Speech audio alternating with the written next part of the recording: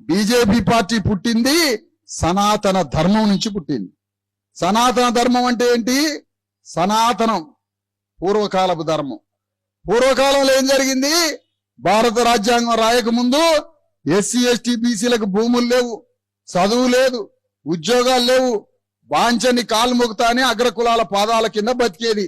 ఊరు బయట ఎక్కడో పద్మశాలైన బట్టనేసి వాడి బట్టకు కూడా మార్కెట్లో విలువ లేదు. వాళ్ళకి ఇయ్యాల్సిందే. గొల్లోళ్ళు గొర్రెలు కాసి గొర్రెలు ఒప్పజెప్పాల్సిందే అగ్రకులాలకి. అంటే మన నెత్తురు పిండి నెత్తురు బీకి పీల్చి ఈ అగ్రవర్ణాలు పాలించి మనకి రాజ్యం మీద, భూమి మీద, చదువు మీద, దేని మీద హక్కు లేకుండా మనల్ని బానిసలు చేసిర్రు 70-80 ఏళ్ల దాకా. అప్పటి వరకు 2000 సంవత్సరాల నుంచి. అది సనాతన ధర్మం అంటే. ఆ ధర్మం ఆధారంగా బీజేపీ పుట్టిందట వాళ్ళే చెప్పుకుంటారు. అంటే సనాతన ధర్మంలో మనకు రిజర్వేషన్లు లేవు, మన బిడ్డలకు చదువులు లేవు, ఏమి లేవు.